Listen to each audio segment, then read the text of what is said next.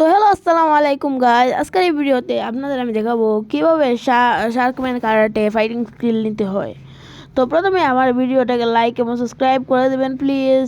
তো প্রথমে আপনাদের চলে যেতে হবে হট অ্যান্ড কোল্ড আইল্যান্ডে। তো আমি টেলিপোর্ট মেরে দিচ্ছি। তো প্রথমে আপনাদের দরকার হবে ওয়াটার কুমফু। তো ওয়াটার কুমফু আপনাদের নিয়ে নিতে হবে। তো ওয়াটার কুমফুতে আপনাদের 400 মাস্টারি লাগবে।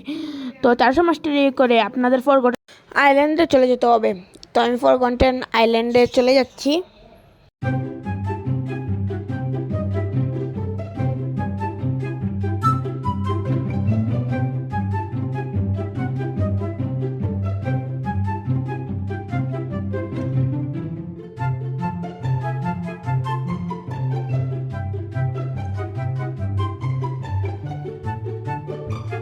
তো ফরগটেন আইল্যান্ডে আসার পর আমাদেরকে উপরে চলে যেতে হবে। তো দেখাচ্ছি আপনাদেরকে। তো এই শার্কম্যান কারাটেটা নিতে হলে আপনাদের একটি কির দরকার হবে, যে কিটা টাইট কিপার স্পন করে মানে ড্রপ করে সে ওয়াটার কিটা এনে এই যে সামনে একটা এনপিসি দেখতে পাচ্ছেন ওকে দিতে হবে। তো দেখাচ্ছি আপনাদেরকে। তো লাইক এবং সাবস্ক্রাইব করবেন প্লিজ।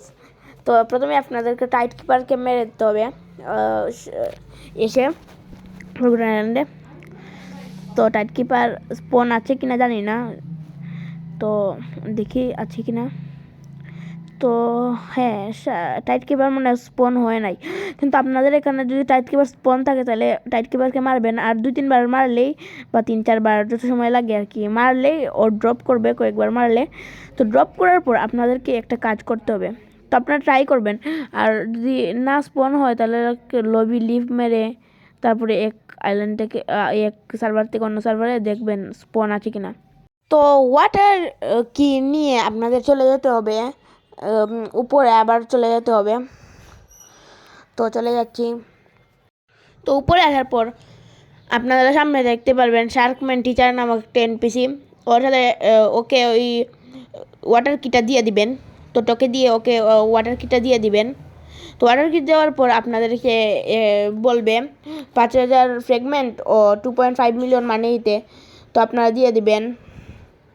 তো এখানে সাবমিট করার পর আপনাদের দিয়ে দিতে হবে।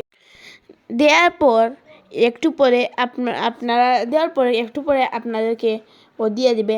তো টোকে দিয়ে লার্নে দিয়ে দিবেন। তো আমি ও টোকে দিয়ে লার্ন শার্কম্যান এখানে বলবে, তো শার্কম্যান কারাটে আমি নিয়ে নিব। তো এভাবে আপনার প্রিয় শার্কম্যান কারাটে নিয়ে নিতে পারবেন।